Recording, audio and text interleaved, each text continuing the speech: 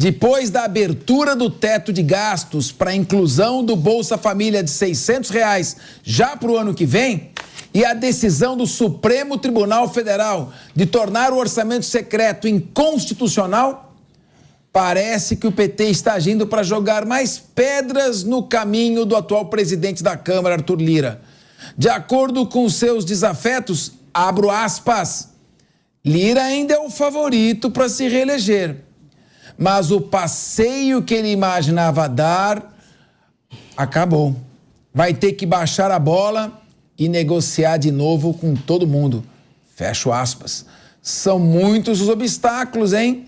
Será que o Lira vai conseguir sair por cima, Dani? O que você está achando?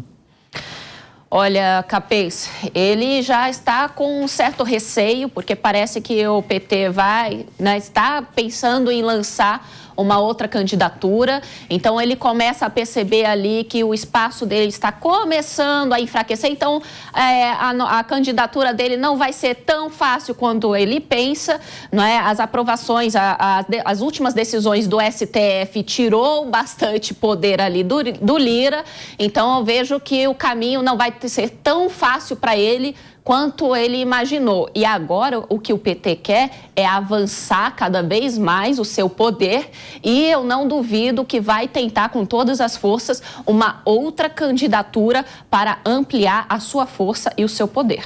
Caio Mastrodomênico, veja só, será que agora o PT não precisa mais dessa PEC, já que ele conseguiu autorização para contrair empréstimos e pagar o Bolsa Família de R$600? Será que é o fim do Centrão e o começo do esquerdão? Ixi, o fim do Centrão é quase que impossível. O Centrão é uma baleia que quando se movimenta, né, arrasta uma grande quantidade de votos, de posições junto com ele. Então eu acredito que o Centrão sempre teve uma posição muito forte em todos os governos, né? Tanto no governo do PT, quanto no governo Temer, no governo Bolsonaro, e ele jamais vai deixar de existir. O que a gente vai assistir agora é uma luta entre Centrão e governo eleito pelas urnas eletrônicas, né? Então, o governo eleito Lula, ele vai brigar ao máximo para tentar emplacar o seu candidato, nem que para isso ele precise pagar um alto preço, porque é fato que custa muito capital político e financeiro para fazer um presidente de casa legislativa no Brasil. Isso não é novidade para ninguém, né? Não é assim, eu gosto dele, vou votar nele. Pediram para eu votar nesse aqui, eu vou votar. Não é assim que funciona. É um jogo de toma lá da cá muito grande, uma negociata caríssima e que vai começar a ser executada pelo Partido dos Trabalhadores, porque é de pleno interesse dele fazer a presidência da casa. Quem aqui se lembra como foi que a Dilma caiu?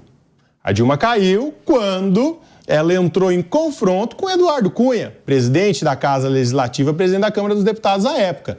E agora a gente começa a ver o desenho de uma possível rixa entre o atual presidente da casa, Arthur Lira, que está tentando a sua reeleição, né? E o então presidente Lula. Porque, como já dito aqui, essa articulação aí que resultou no voto do STF contra o chamado orçamento secreto, a emenda do relator, acabou tirando todo o dinheiro da mão dos presidentes das casas, tanto do Arthur Lira quanto do Rodrigo Pacheco. Isso não vai ficar barato. Isso não vai ficar barato para ninguém. É a mesma coisa que você acabar ali destruindo o jogo que está rolando. Está rolando o jogo, cada um está com a sua peça. Peraí, dá sua peça aqui que agora ela é minha. Dá essa outra que agora ela é minha. Ninguém vai ficar feliz com isso. Então o que a gente vai assistir aí, possivelmente, é uma avançada do PT sobre o presidente Arthur Lira para tentar fazer a Câmara e aí se proteger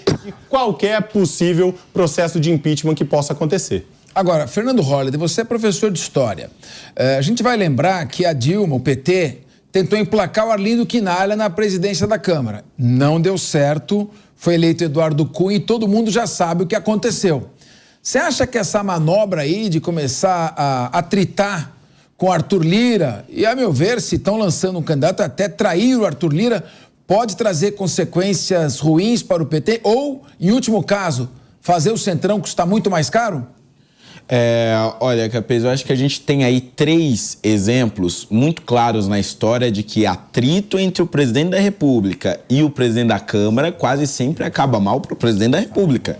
Foi assim com Getúlio Vargas no período democrático, quando ele retorna já eleito no início da década de 50, ele teve diversos atritos ali com a Câmara dos Deputados, até que chegou numa crise absolutamente insustentável que acabaria no seu suicídio. Em 92, os atritos de Fernando Collor de Mello com a Câmara dos Deputados foi se aumentando, até que se torna absolutamente sustentável e acaba na sua renúncia e posterior impeachment ali em 1992. E Dilma Rousseff seguiu o mesmo caminho, tentando eleger o Arlindo Quinalha e vendo Cunha ser eleito. E veja, não é a primeira característica de um governo Dilma III que nós estamos vendo aqui. E também não é a primeira característica de uma presidência de Cunha II que nós estamos vendo por meio de Arthur Lira.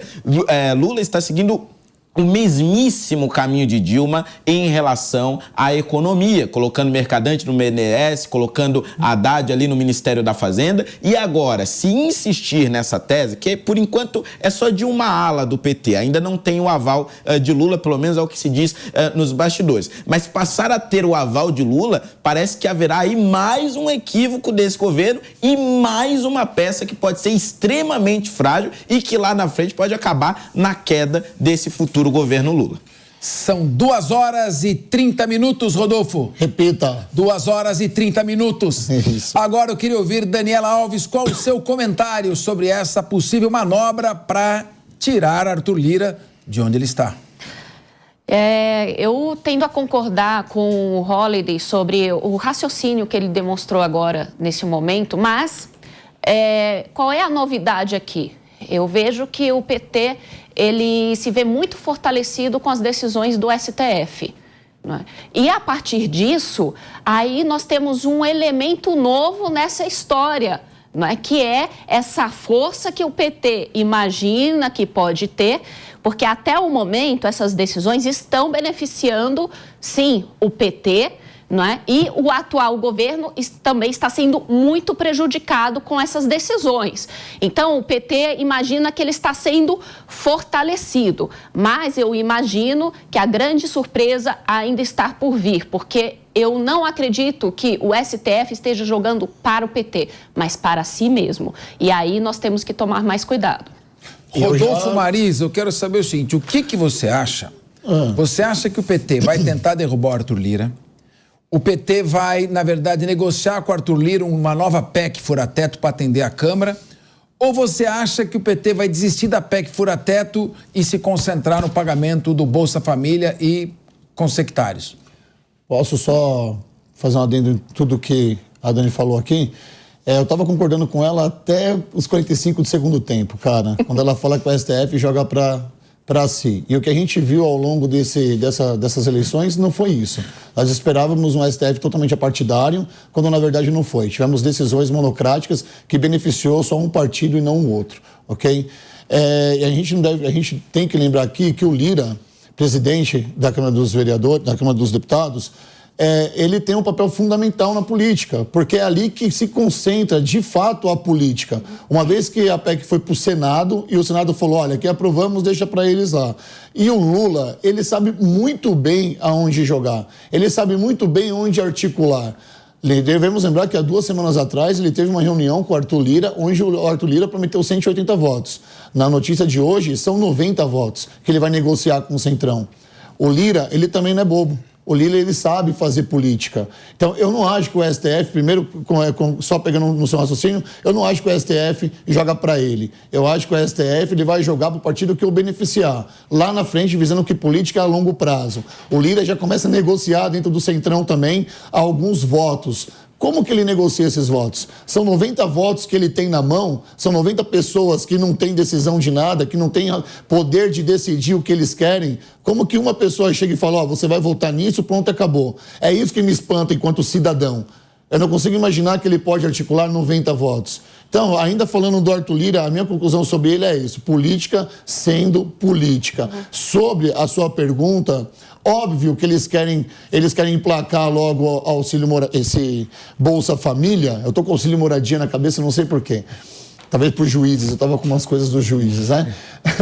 Mas falando do Bolsa Família, porque a maior promessa do PT para o povo é permanecer com os R$600. E esse vai ser a grande manobra de jogada do PT. Só uma complementação muito rápida, Capês, é que o Lula ele calcula hoje que se ele fizer a negociação de reduzir o prazo da PEC, da emenda constitucional. De 4? De 2 para 1 ano, ele alcançaria hoje 330 votos, tá? Essa é a informação que saiu aí em alguns jornais, mas não sei se... Mas ele só precisa de 308. Mas ele só precisa de 308. Não, eu sei, mas o que eu tô dizendo eu acho que esse cálculo dele não é real, acho que tá errado, acho que ele tem bem menos de 300 votos, mesmo com essa redução. Até porque na semana passada ele conseguiu 246, uma proposta muito melhor. Essa resposta não tem fundamento nenhum. Não tem fundamento nenhum. Eu acho só o seguinte, é capaz de, em algum momento aqui, a depender do que vai acontecer, a gente está falando, né, que existe essa dobradinha entre Lula e STF, ela é real, né, e essa dobradinha pode ir contra o parlamento. Então, o parlamento deve se posicionar nesse momento, enquanto há tempo, né, e fazer a dobradinha parlamento-povo. Porque foi o povo que colocou esses parlamentares lá para os representar. Então, eu queria deixar esse recado aqui, não esperem parlamentares muito tempo para se posicionarem corretamente a favor do povo, porque os únicos que poderão salvá-los é a dobradinha parlamento, povo brasileiro contra STF e executivo. Senão, vocês vão ser dissolvidos como já estão sendo.